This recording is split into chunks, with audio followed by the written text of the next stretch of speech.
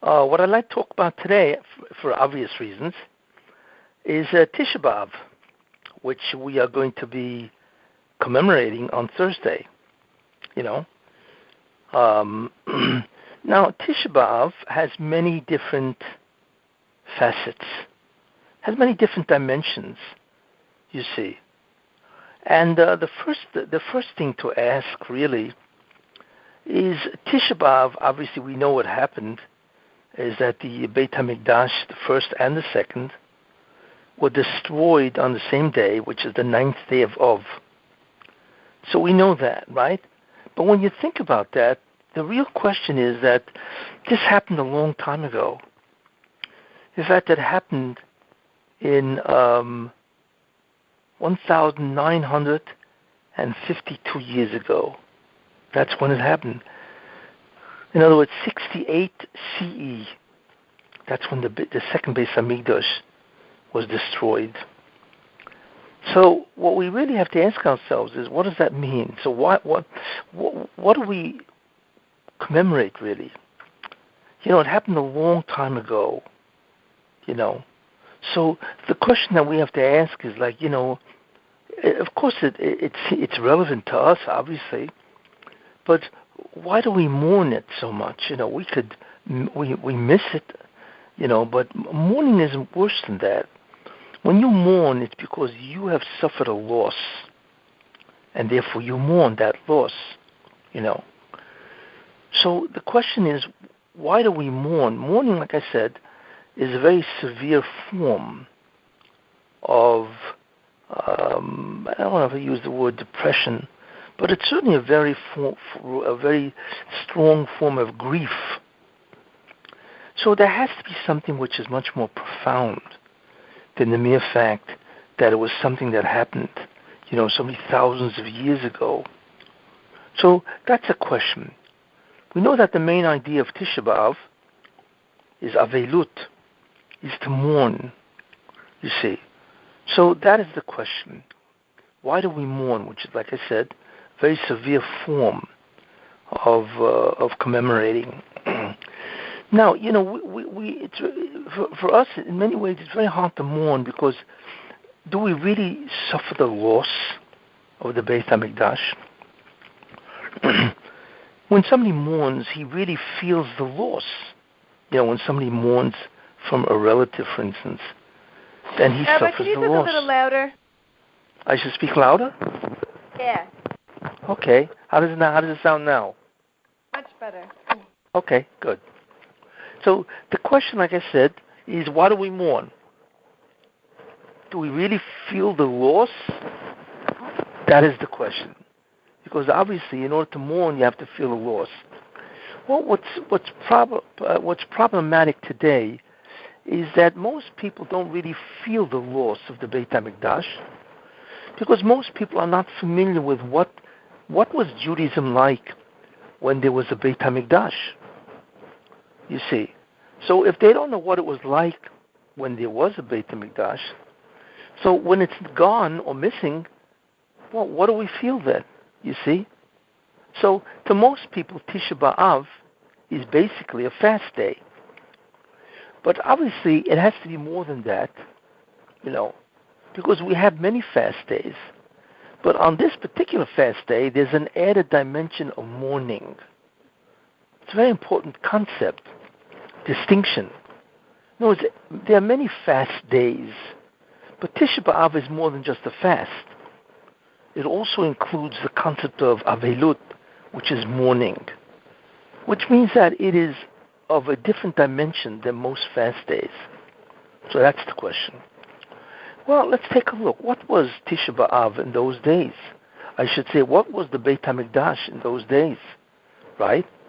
So the first idea, obviously, is Siluk Shechina, is that the divine presence left, And that itself is a tremendous thing, because, today we look for God, we search for God. We don't feel Him really, you see. But in the time of the Beit HaMikdash, you actually could feel the Shekhinah. Because there was a divine presence, you could actually feel the Shekhinah. So could you imagine if you are praying, you want to daven mincha, for instance, and you're davening right near the Beit HaMikdash, you would actually feel the presence of God. So there's no question that is a tremendous loss that we have. To actually feel God in a certain place would add tremendously to our ruchniyut, tremendously to our avodah. And we would certainly feel it. You know when? Because in the three regalim, the three holidays, Pesach, Shavuot, and Sukkot, we would feel the presence of God because everybody basically went to Jerusalem. You see, on those 3 days, because that's a mitzvah to go to Jerusalem, pilgrimage, as they say. So therefore, everybody would feel the divine presence. Well, we certainly lost that. So it would make sense that we mourn the loss of the divine presence. You see. So that's one idea why we mourn. It's because we have this tremendous loss of the divine presence. But like I say, it's hard for us to mourn because we don't know what the feeling of the divine presence was. You see? So it's much harder for us to mourn. Nevertheless, we certainly lost the divine presence, the Shekhinah, and that certainly is part of the mourning, you see. A second idea, we mourn also in many ways because we are diminished. Imagine when you want to do what's called the avodah, you want to do the mitzvot. So when God was present in Eretz Israel, you would be able to achieve in many ways a much greater level of ruchniyut, of spirituality. See, so there's no question that we have been diminished spiritually as a result of the fact that the divine presence is lost.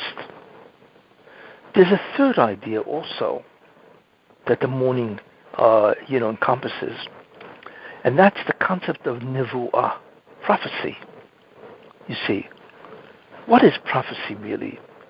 Prophecy is the ability of an individual to transcend his consciousness, where his consciousness would transcend the physical body, and where he would actually be able to look into the upper worlds, the upper spiritual dimensions. That's nevuah, you see. And when the divine now, as long as we had the divine presence among us, it meant that you could be a novi. You would have to go to some type of school where you would learn how to become a novi, because it would require a tremendous amount of Kabbalistic information and how to meditate. And you would have to be a oived, you'd have to be a tzaddik, and so on. But if you did all that, you could become a novi, a prophet. And a novi, a prophet, is not just a fortune teller. He could tell the future. It was much greater than that. Because a nevuah, by being able to transcend the physical world, you were actually able to learn and understand a tremendous amount of divine secrets. That's really what nevuah was about. The concept of nevuah, most people make this mistake, is not just to tell the future. But what nevuah really enables you, it was a certain state, like I say, where you were able to attach to God. It was a state of tremendous dveikut, attachment to God. That was part of the prophetic experience. The second thing is that you were able to see a different reality, you see. So, and as a result of that, you will be able to learn or understand a tremendous amount of ruchniyut, or divine secrets, you see. So you had those three ideas in nevuah. You had the attachment to God, the ability to understand great secrets, and also through the nevuah, you were able to understand the future, because God would be able to communicate that.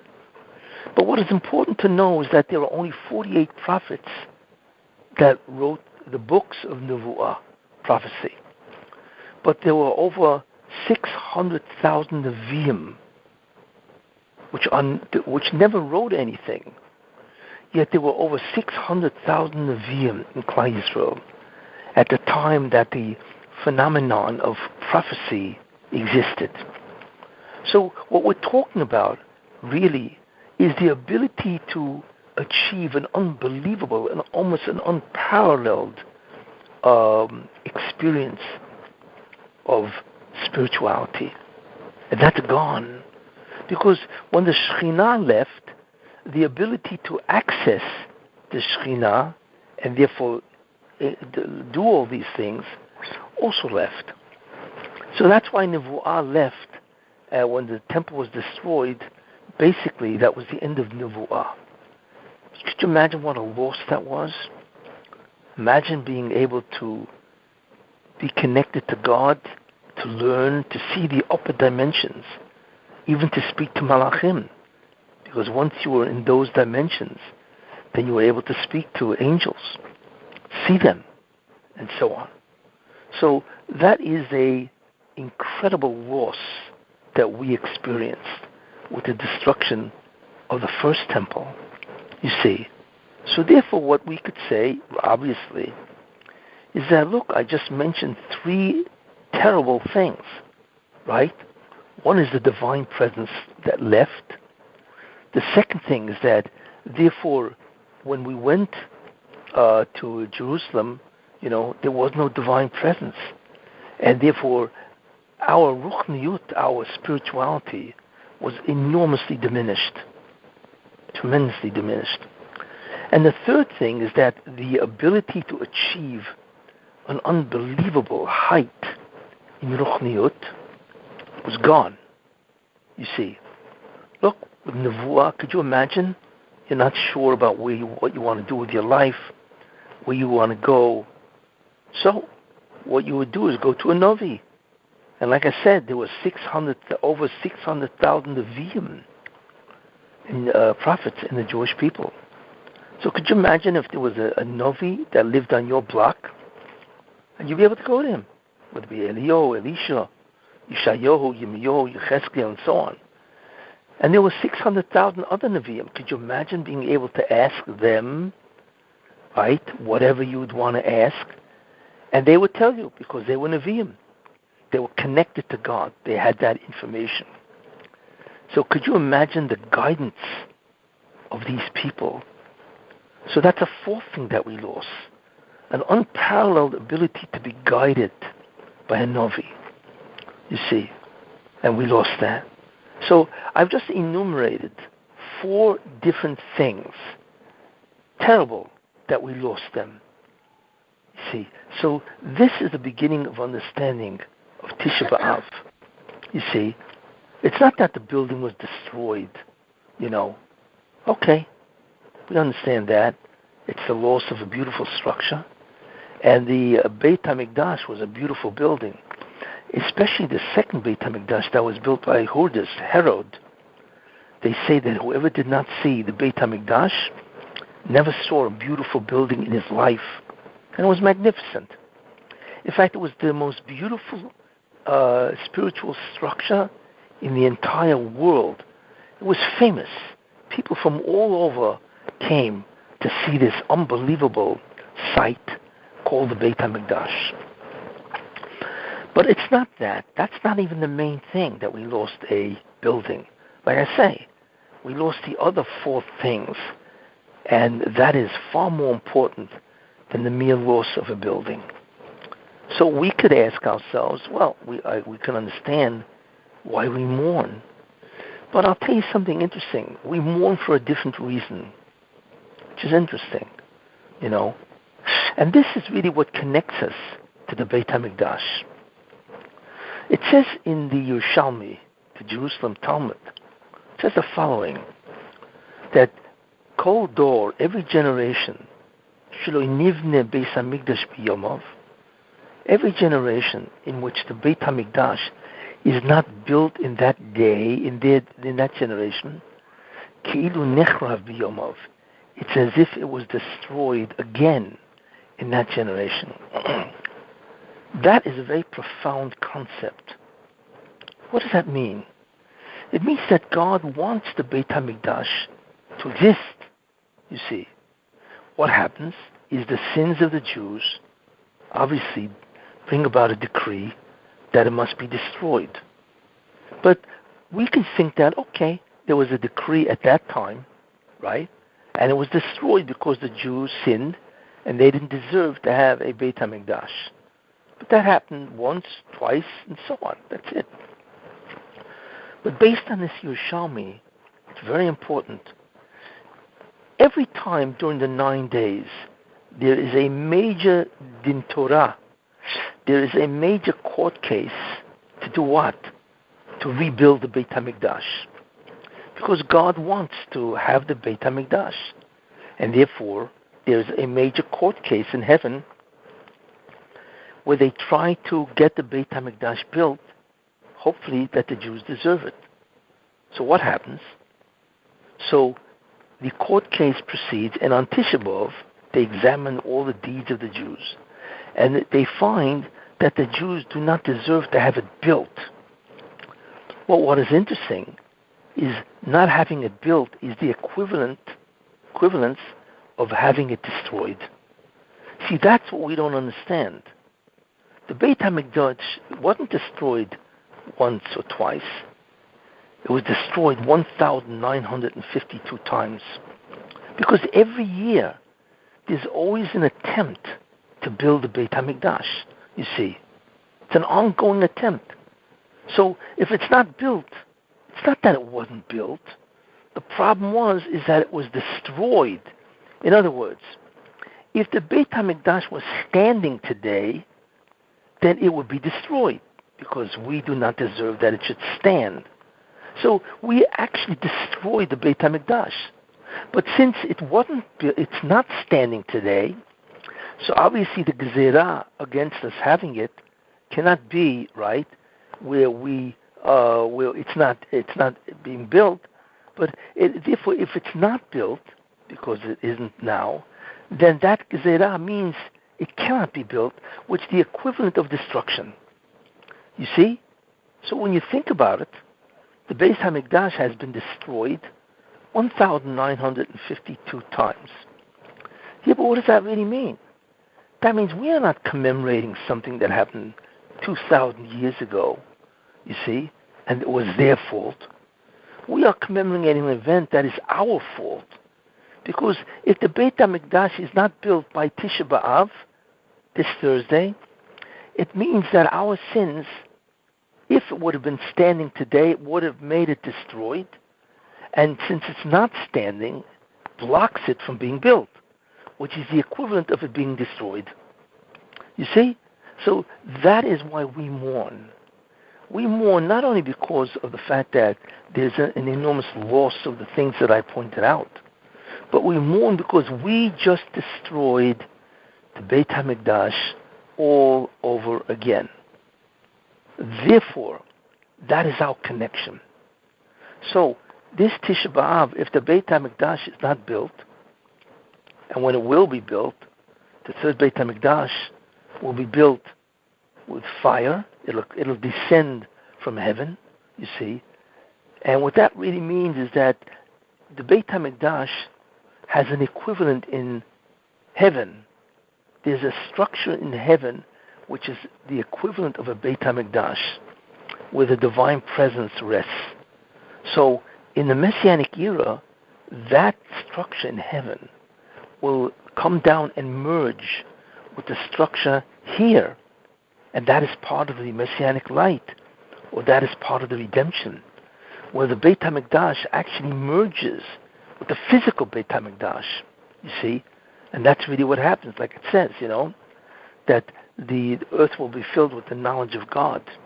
Why? Because the ruchniyut of the upper worlds will join and merge with the physical world. And that also will be true of the Beit HaMikdash, you see. So that's what happens, that the Beit HaMikdash in the Milo above will descend to the Beit HaMikdash Lamato here. So, this Tisha B'Av If it is not built, it means that we are not worthy of it to be built, which is the equivalent of it being destroyed. And that is why we mourn. That is the real relevance of the Beit HaMikdash to us. You see? That's a very important idea to understand really about what Tisha B'Av really is. You see? So, the first great tragedy, like I said, is those four ideas, which I mentioned, you see. And therefore, that is the loss, and the relevance is that we again caused its destruction, which means we again caused the inability of these four things to be restored. Now, this is a very important idea. So you really have to contemplate the loss. If you want to feel Tisha B'Av, you have to get into your mindset and feel these four ideas. You see, the fact that we do not have nevuah, the fact that we certainly cannot tell the future, the fact that our ruchniyut is tremendously diminished, and the fact that the divine presence is gone. You see. But I want to tell you something which is interesting. When the Beit HaMikdash was destroyed, so we know that the essential idea, right, is that God left. He left. It means there's no more Shekhinah. It's called the Siluk, the abandonment of God of the Beit HaMikdash. So the question is, what do we think? Would you say that God has left totally? It's an interesting question. In other words, when God does leave because of the Churban Bayit, the destruction of the temple, does that mean that God really left? I'll tell you something very interesting, which most people don't realize. God did not leave, really. You see, what he did do, he's still in the Beit HaMikdash. But what he did do is he diminished his presence. That's what happens.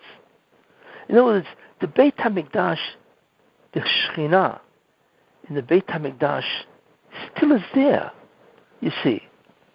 So the question then is, how come we don't feel it? And the answer is that he didn't leave really. What he did is he diminished his presence to the extent where we hardly feel him. But wait a minute, hardly feel him? Does that mean that there is some type of residue or remaining presence left? And the answer is yes.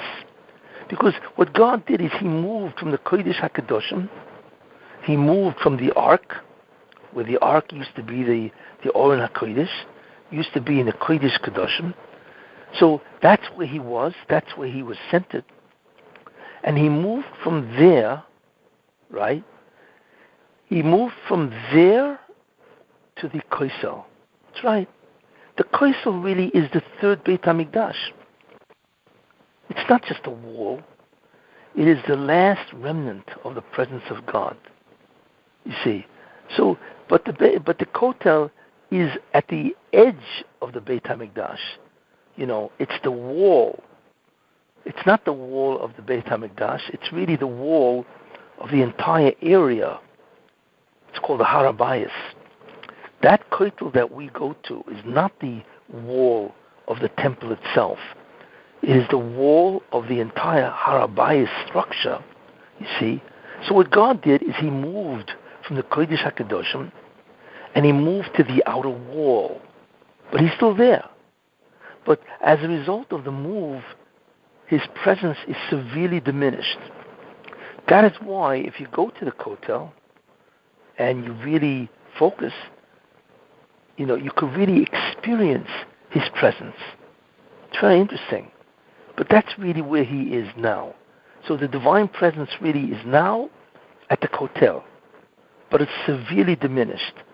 But if you can get into it, you can actually feel a divine presence. And many people say that they feel something. They feel something at the Kessin which they don't feel anywhere else in the world. And what they're really feeling is the divine presence, which is really very, very interesting, you see. In any case, so therefore we now understand what the loss is. But the truth is there's a greater loss, or I should say not greater, but there's another loss which most people don't realize. I will tell you what that is. When Adam HaRishon sinned, or before the sin, what was the relationship between him and the Satan?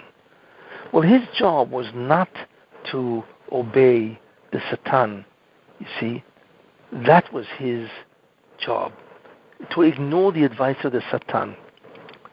Now, he sinned, which means he bought into the advice of the Satan, you see, and he sinned. Now, before that, the job of Adam was to bring down Kedusha.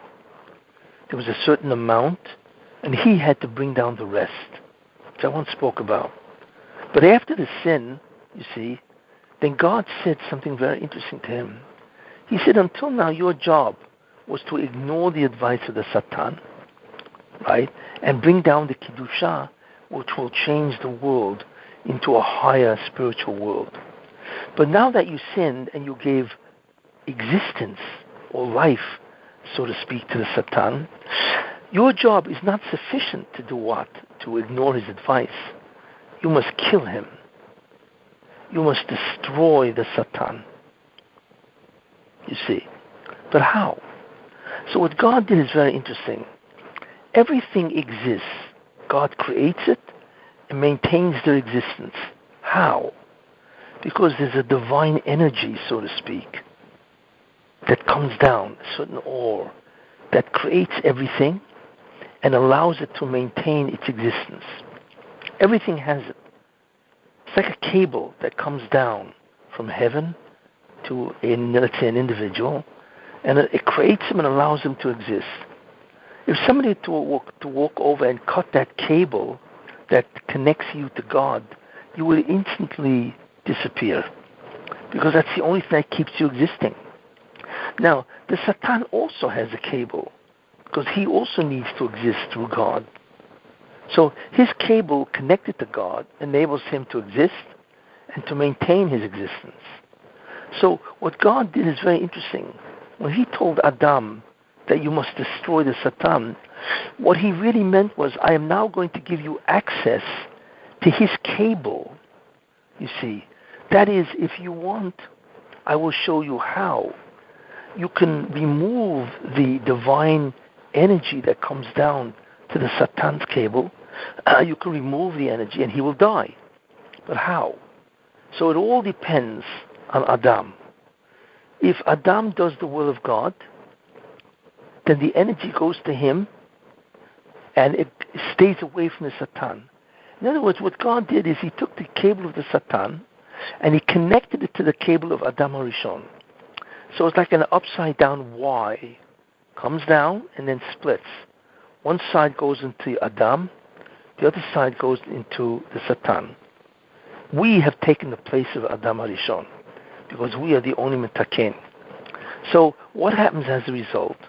So if the Jews do the mitzvot, then the energy that should have gone to the Satan is now diverted to us. And we flourish. We become tremendously successful in so many different ways. We become spiritual. And the Satan, since most of the energy is now going to the Jews, the Satan gets weak, gets weaker. And then if all the energy goes to all the Jews because they are doing all the mitzvot, then the Satan dies, literally. You see? But what happens if the Jews sin? So then the Satan, the energy that comes down that cable, now goes to the side of the Sitra Achra, which is a Satan, and he flourishes. He becomes very powerful, you see, and he now succeeds in surviving and flourishing and really progressing. What happens to the Jews? They become weak. And many bad things happen to the Jews. But the Satan grows in strength. This is called Tigboret or Tigboret or Ra, the growth of evil, you see, which is interesting. That means the Satan can grow in power if the Jews sin. Because the Satan is yoinek. He nourishes or eats, feeds off the Kedusha of the Jew that should have gone to the Jew if he had done his mitzvot. Instead, it goes to the Satan. So you have what's called a seesaw, or it's called a reciprocal relationship. If the Jew is up because he does the mitzvot, then the Satan diminishes. If the Jew is up on the seesaw, then the other side of the seesaw is down. And if all the Jews do all the mitzvot, the Satan dies. Or vice versa. If the Jews sin, then all the nourishment that would have gone to the Jew goes to the Satan. And he now goes up and the Jew goes down. So that's a seesaw. It's called a reciprocal relationship. You see? In other words, when one is up, the other is down. They're never equal. And when the other side is up, the other one is down. You see? So we now understand that we have a very interesting relationship with the Satan. That since we have control over his cable, in fact, we're the only one that has control. The Satan has to wait for the Jews' action. You see, he does not have control which way the divine energy goes. The Jews determine that. So if they sin, it goes to him, to Satan. They become weak. If, however, they do mitzvot, then the ore that comes down goes to the Jew and not the Satan. You see? So it is the Jew that controls, the Jews that control the energy that comes down. You see the way it works. It's very important. So therefore, we have this relationship with the Satan. You see? Now, where do you see this? We see it especially by Esav. In the Torah, it says that Rivka, they were battling inside of her. So she went to Shem Ve'evel, and they told her, right, that Shnei Goyim Bivitnech, there are two great nations within you, right, and they will be separate from you, and one will be greater than the other. So Rashi says that if the Jews are great, then Esav, who is obviously inside with Yaakov, he will diminish. And if the Jews sin, then Esav will grow great. Why? Because the malach of Esav is the Satan. So since the Jews have this relationship with the Satan, which I just mentioned, then obviously Esav, the malach of Esav is the Satan. So therefore Esav also has that relationship with the Jews, with Yaakov. So if the Jews do mitzvot, then Esav is down. And if the Jews do what? If the Jews do sins, then Esav is up. You see? So that's exactly what I'm talking about. It is a reciprocal relationship with Esav, because the Satan is the angel of Esav, and therefore, since we have the relationship to the Satan, therefore we have the exact same relationship to Esav. You see? So this is a very important idea. Now, what does all this have to do with Tisha B'Av? Because what we see something is a very important relationship, that the strength of evil, or the Satan, depends on the actions of the Jews. If the Jews sin, then the Satan wins. He grows in might. In fact, the Satan is the only angel that can grow or diminish. Every angel that was created cannot do that. It must remain in the state that it was created. Only the Satan can grow or diminish, all depending on the actions of the Jews. Because the job that God wants the Jew to do is to destroy the Satan, and that's how we could do it, by denying him his food, which is the divine energy. He will ultimately die, and that's exactly what happens in the end. That's why the Satan dies. Not because God kills him, we killed him. You see, most people think it's God. No, it's we who killed him. Why? Because we took away all the energy of the Satan. We took it away from him. Either because we did mitzvot, so that brings it down to us, doesn't even give it to him, or we did an Aveirah and then we do tshuva. So if we do Aveirot, he grows. But when we do tshuva, he's got to give it back to the Jews. Or the third way is Yisurin. If the Jews suffer, then he also has to give back all that divine energy, you see. And as a result of that, he is now bankrupt and he dies. So in the end, that is why the Satan dies. Because the Jewish people have done what? They have taken out the energy. And what is interesting also is you see that we go through 4 different nations. You see, when the Jews were in Egypt, they destroyed Egypt. Why? How? Because what they did is they took out the energy of Egypt because of the suffering. So therefore the Satan was devoid of energy. And if the energy of the Satan is absent, so is the energy of Egypt, which is his Bechor. That's his nation. Those are his soldiers. And that is why Egypt died. It's not just because God killed the Egyptian. Of course he did. But he did it in response to our actions. We destroyed Egypt by denying them the divine energy that the Satan is yoinek, nourishes. And as a result of that, there was no energy left, so Egypt died. You see?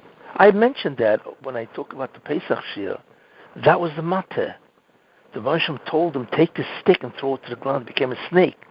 Why? Because the snake is yoinek from the matter, the staff of God. And then when the Rabbi told Moshe, pick up the staff, and pick up the snake, it became a staff.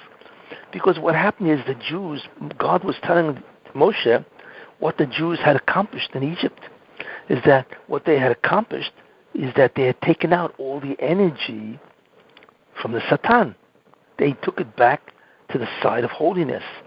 And therefore the snake became a stick. It became the staff of God, you see? Therefore, God destroyed Egypt. But it's not only that. You'll notice the Jews go into a country. After Egypt, they went into Babylon, Bavel, right? They were there for whatever, let's say 70 years. And then they left Bavel, right? They left that exile. So what happened to Bavel? It was destroyed. It was destroyed by Persia. The question is, what enabled Bavel to be destroyed? And the answer is because the Jews went into exile. They did either the mitzvot or the tshuva, or they suffered. And therefore they took away the energy of Bavel, right? And as a result of that, Bavel was destroyed. You see. The same thing happened with Persia. You know, the Jews did what they did. They did tshuva by Mordechai and Esther, right? They took out all the divine energy from the Satan, which then took it out of Persia, and Persia collapsed. Greece took it over, you see. And they did the same thing to Greece. By Hanukkah, the Jews restored the Beit HaMikdash, you know, rededicated it, and therefore they took out the energy from Greece, which means that the Satan was now, the energy of the Satan was gone, and therefore Greece collapsed until Rome. Now Rome has the energy, and we are on the job of taking it out. And that's really what's going on. This is the secret of the exile. The secret of the exile is to wander, to be exiled in Rome, which is of course Christianity, which is also of course Western civilization. And what we do is we take out the energy from the nation by doing the mitzvot, and not only that, by doing also, right, tshuva, and also suffering. That's the galut. We take out the energy of these nations because we take out the energy from the Satan himself, you see. And therefore, ultimately speaking, when all the energy will be taken out from the Satan, then Edom will collapse. That is what's going to happen, which means the Western civilization will collapse, the evil will collapse, you see, from Western civilization, you see. And Christianity will collapse, and that is what the Messianic era is all about. Therefore, when the Esav has the energy, because we are in it trying to take it back, but our sinning gives him more and more energy, then he is able to do many things. You see, the hatzlacha, the success of the goyim is really our energy. There's a very famous pasuk that we say in Tachnun, very important pasuk. It says the following: Ad Mosai uschu bashvi. Ad Mosai, Ad Motai uschu bashvi. How long will your strength be in captivity? Right? V'sif'atcho, and your beauty be atzor, in the hand of the enemy. Those two things refer to the Tferes and the Oiz. The divine energy that we have means that we have Tferes, beauty, which is Chokhmah, wisdom, knowledge. And Oiz is might, strength. That's really what we have when we have the divine energy. But when we lose it, then the Goyim have Tferes and Oiz. They have beauty, which is Chokhmah, and they have might, which is success, and so on. So that's what the Tachnun Tfilah says. How long will your Admosai Uschu Bashri, how long will your might, which is success, be in captivity, you see? And how long will your wisdom, you see, will be in the hands of the enemy, which of course they wish to use it against it. This pasuk refers to what I've been telling you, that we have that unique relationship with Satan. And in the end of time, the Mashiach will come when all the energy of the Satan will be restored to the Jewish people. And he will therefore be bankrupt, he will die. Because obviously without that divine energy, you don't survive, you see. So he will die, and therefore the Mashiach ben Yosef can come. In other words, it's not that an individual comes and does this. No. There has to be a preparation. What is the preparation? Where the energy is removed from the Satan. And like I've said, 98% of the energy is now gone from the Satan. And that is why the nations of the world don't really have the ability anymore to exile the Jews. Because the Jews basically, most of them have come back to Eretz Yisrael. And wherever they are in the nations, there's no real persecution, you see. So this is really what the whole plan is. The Jews have to take back all the divine energy from the Satan, and as a result of that, the nations themselves collapse, you see. And as a result of that, all of it collapses, and ultimately the Mashiach comes and the Satan dies. This is really what goes on underneath that most people don't realize. It is a battle in heaven, you see. It's not here. It is a battle, a spiritual battle that exists between the Satan and also the Jewish people. And that's why Amalek, by Amalek it says, you see, it says, Emcha, Mochoi Emche, I will surely blot out the name of Amalek. Why does it say twice? Because God says, Mochoi, you will blot out Amalek, and therefore Emche, I can blot him out. Because in order for me to blot out Amalek, you need to do the right things. And therefore you bankrupt the Satan, and therefore Amalek has no more koyach at all. He doesn't have the Kedusha that used to belong to you. And then Emche, I will blot him out. You see? The same concept again. That our battle really is with the spiritual forces of the Satan. And when he goes, everybody goes. All the nations that represent the Satan, they all die, you see. And in many ways, that's what's happening with Ishmael. Because Ishmael also has that. And that's why the Arab nations are collapsing, that we see all over, you see. Because the Jews have succeeded in many ways of taking out the tremendous amount of divine energy. Therefore, this is also Tisha B'Av, you see. Because we mourn the fact that the Satan has our energy. And because he has our energy, he has what should have been ours. He has Tiferes and Oiz.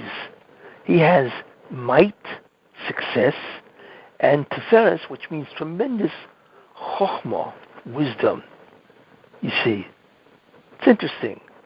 When you walk down, let's say, Fifth Avenue in Manhattan, although now it's not true, the whole place is a churban. What are you looking at? You're looking at the tremendous hatzlacha, success of the goyim. But what is that success? That success is ours. That is our ore that they take because of our sins. So because they take our ore, divine energy, they have unusual success in Tiferes and Ois. You see? So that's what you're looking at. It's funny. I once, in New Jersey, there's a college called, actually you should know about it because it's near Deal. It's called Monmouth College. Right? It's near you guys.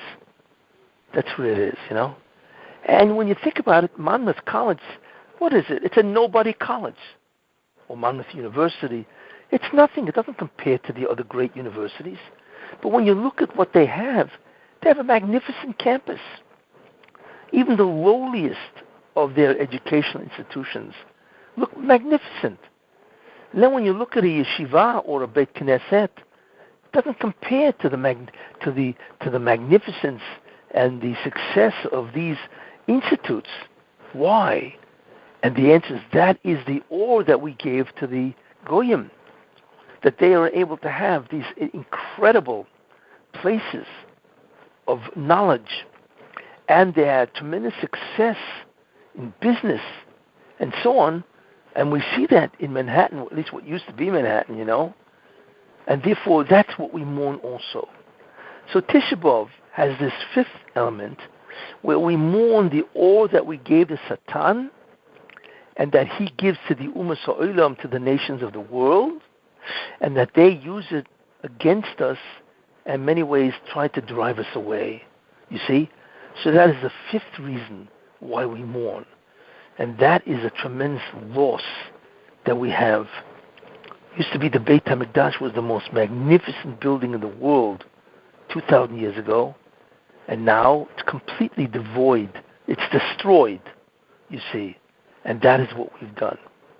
So I've given you the fundamental relationship that we have with the Satan, the fundamental relationship that we have with the Goyim, you see, and why we are still in Golus, because we have to maintain our spirituality to bankrupt the Satan, which bankrupts the world nations, and then the Mashiach comes after everything has been bankrupted, you see, and we take over. That's what Tisha B'Av really is all about, and that is why we mourn. Look at what we mourn. Look how many reasons, what the real mourning of Tisha B'Av is. Any questions? Yes. So what is the world going to look like when the Satan's bankrupt? Well, the Satan dies in stages. You see that in Egypt, But when the Satan dies, that's it. There's no more death. There's no disease. There's no sickness, nothing. Not only that, nothing decomposes. Yes, it has to come. What was that? You said that Mashiach ben Yosef has to come once we get to the full 100% of the Satan dying. Yes, when he's about to die, that's when he comes and then he gets destroyed. You see, actually he gets destroyed by the Mashiach ben David, but the final battle to take away the dominion of the Satan is done by Mashiach ben Yosef. You see, that's who does it. But the one who kills the guy, ultimately, Satan, is Mashiach ben David. So the world is going to, in order for it to be destruction,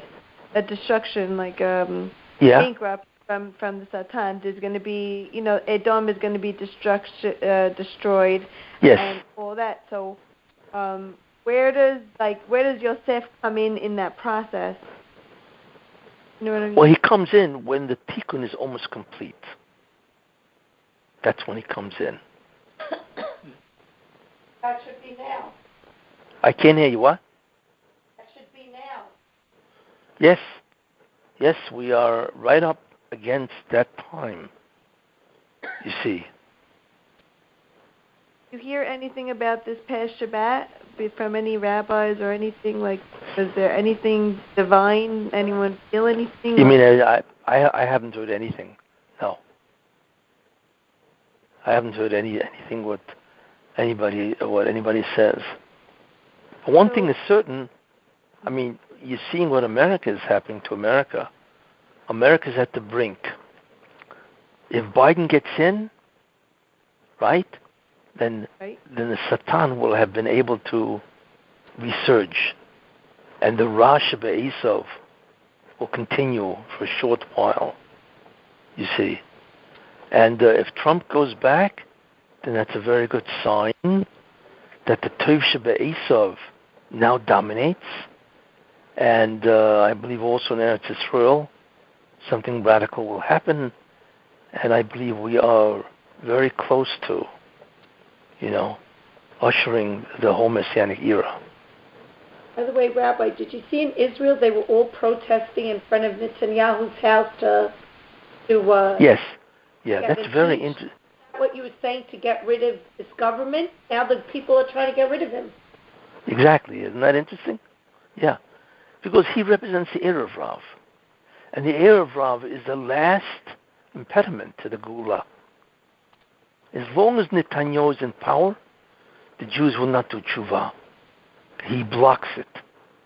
So what has to happen is that he has to leave. So we are watching the whole Israel is slowly turning against him. And what's interesting, I also heard, this was reported in Arot Sheva, that the Likud, of which Netanyahu is the prime minister of, the Likud, there's a faction in the Likud that wants to get rid of Netanyahu because they hold he's destroying the Likud. That's why. Because more and more people are protesting against him, so they are losing seats, you see. So they want to get rid of him, which is amazing. And I also heard that they want to replace him with Gideon Sa'ar, which is interesting, because that's what I've been saying.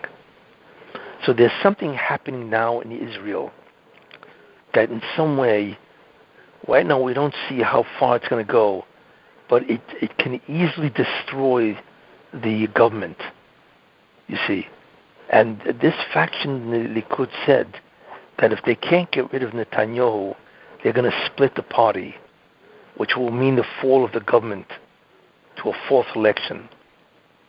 So there's something volcanic erupting in Israel, which is interesting.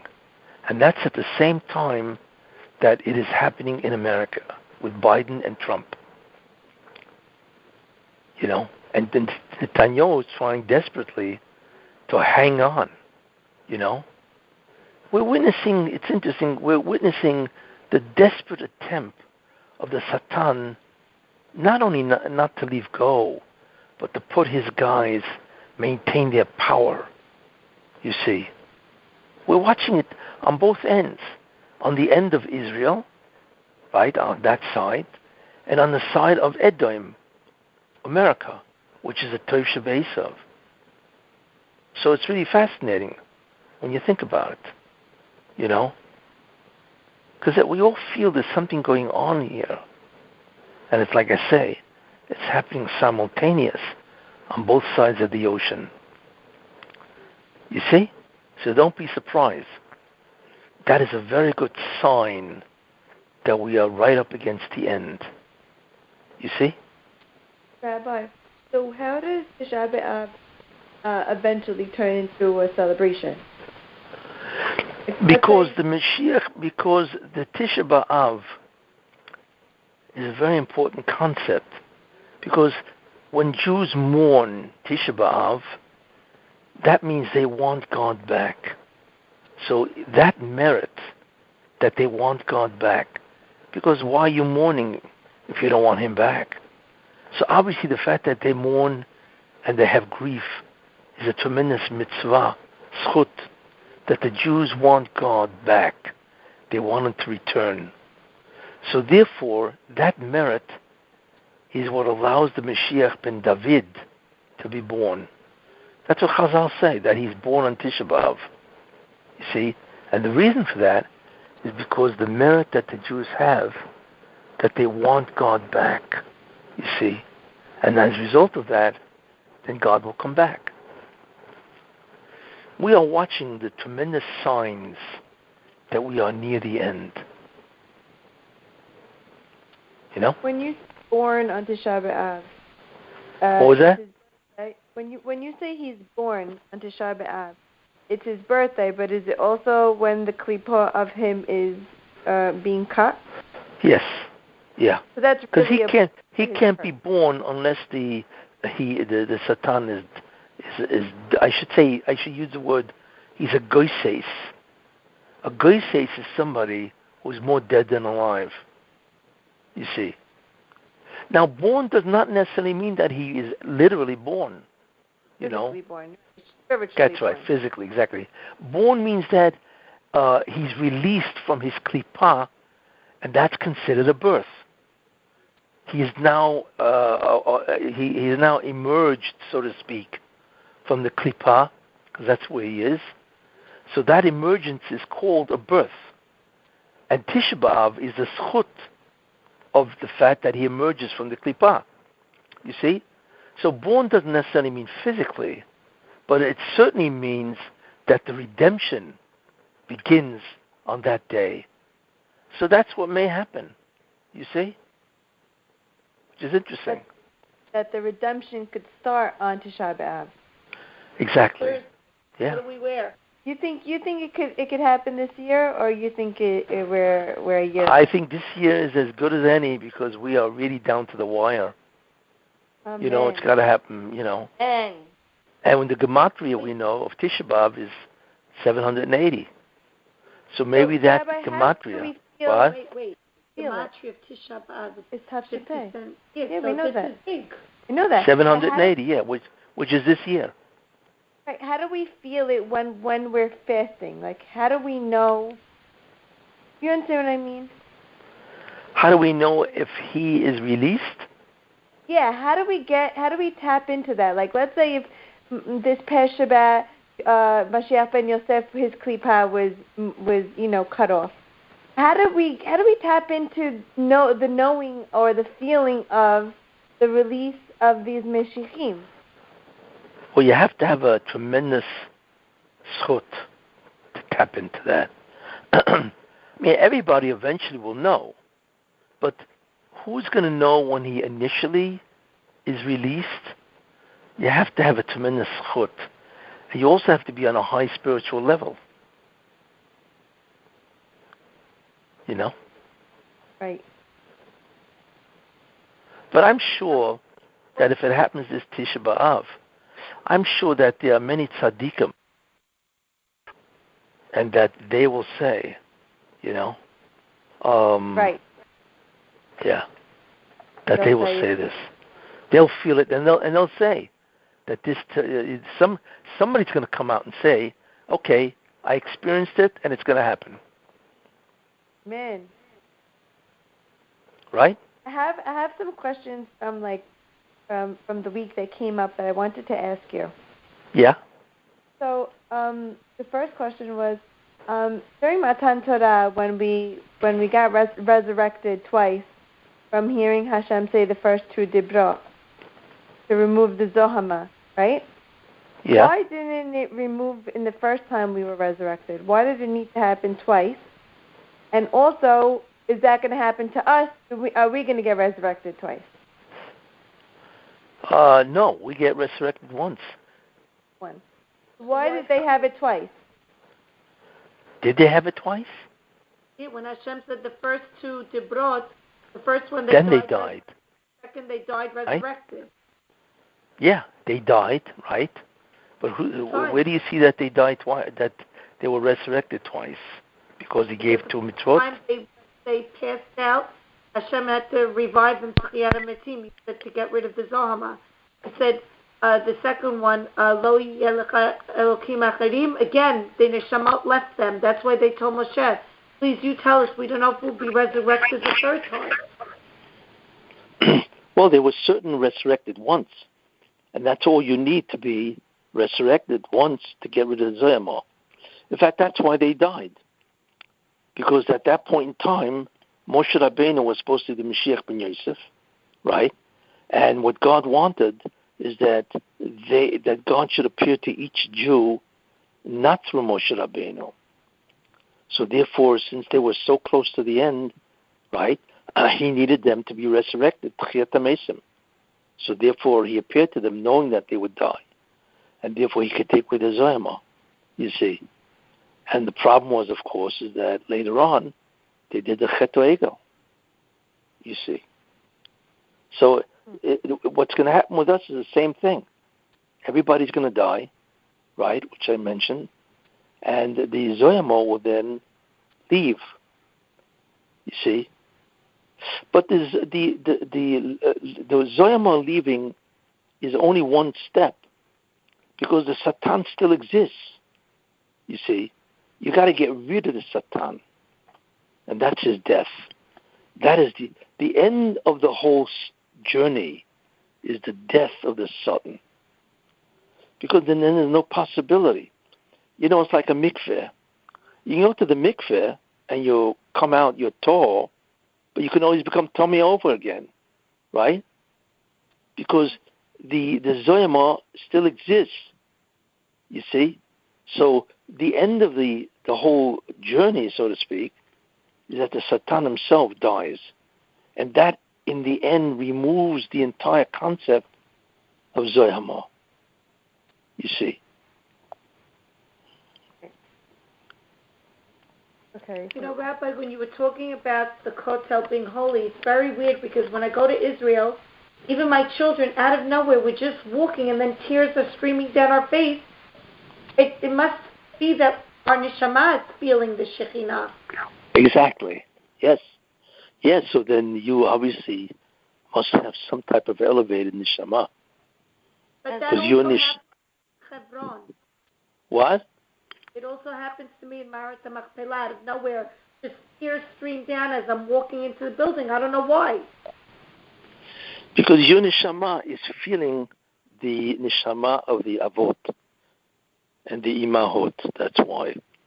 You're feeling the presence.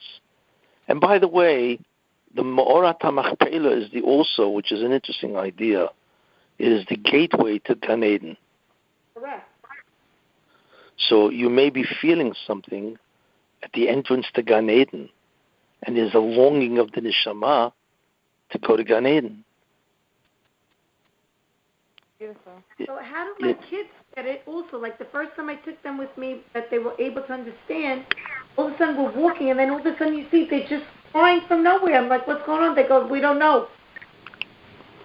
Same idea, yes. They're also feeling a tremendous kiddusha, tremendous holiness that is emanating either from the kosel or it's emanating from the Ma'orat HaMachpelah, both of which are incredibly holy. Yeah. Rabbi, recharged. Rabbi, don't you think the Shekhinah got much stronger, like from 30, 40 years ago? I feel a total difference, like when I go from 30 years ago to Israel and now when you go, it's so much stronger. Like the minute I entered Yerushalayim, the energy is so strong, like you feel it. Yeah, and that's because we're getting closer to the end. Because as the Satan gets weak, then the Shekhinah gets stronger. Because it's the same idea as we. We are just like we have a seesaw with the Satan. The Shekhinah also has the same seesaw, you know. Because God is really the exile with us. So as we get closer and closer to the end, then the Shekhinah obviously gets stronger. Because all the Kiddusha is going into the side of Kiddusha. That is why. So the more of us that mourns the Beit HaMikdash the proper way, is the more likely for Mashiach to come? Like the more that we mourn on Tisha B'Av the right way. Yes. Yeah. That's right. Yeah, that's right. So maybe And we take and we should send it out to the community. What was that? I'm saying maybe we'll take our notes and send it out to the community. Yes, sure, why not? Yeah, you can take this Shiur and send it out. Yeah, so like more people learn. Sure, So exactly. Rabbi, the other thing I wanted to ask, maybe next week you could touch up on it. I'm very curious about the gates of heaven. I know there's 12 gates. The 12th one is Sa'ar Rachamim Gedolim. Like, I would love to learn how do we access it, what's the difference between the gates, how the tefillah filter through the gates. Like, it's just very, that concept is very interesting to me. Okay, I have to see. I mean, is that connected to Sefirot? What? Does the gates have something to do with the Sefirot? Yeah, because each world, remember, you have 5 worlds, and each world has 10 Sefirot, and so on. So the gate is what separates the different worlds, you see. And even this world has 7 chambers, 7 levels. The Olam Asiyah has 7 levels. They're called the 7 heavens, you know. And the gates are the boundaries of each heaven. You see. So our tefillah has to go through each gate? Yes, it goes up, exactly. Yeah, it goes up, all the way up to the Kisei HaKavod. Wow. Okay, great. Okay, everybody should have an easy fast. And let's hope that this Tisha B'Av is it. What? Rabbi, I have a quick question. That he came, call us. I can't hear you. What? If you find that Mashiach comes on Thursday, let us know. I'll let you know. Yes, I will let you know. Rabbi, remember you were talking last week or 2 weeks ago about the 7 and the other 3 are not, we can't access now? It's not accessible now, so we only count 7 times 7 yes. is 49? That's right. Okay, and then it's really 10 times 10, which is 100, correct? Yeah, that's the totality. So does that 10 of the totality also connected to Asara Chavidrot, Asara Makot, Asara, like the 10 circles? Yeah, yes, I mentioned that, sure. So those 10 also are the same 10, they correspond to all the other 10s? Yes. That's right. Okay. Can we only access those 7, or all of them are accessible to us now? Well, right now we can only access the 7, and then the 50th gate of Chokhmah is the gate 50, which is the beginning of the entry into Binah. So that's called the Nun Shari Binah, you see. But right now we can only access 49. The Nun, which is the 50th, we can only access when that's the beginning of the Or Mashiach. That's the beginning of the Chokhmah of all of the upper 3. Interesting. Okay, got it. I understand. Thank you. Sure.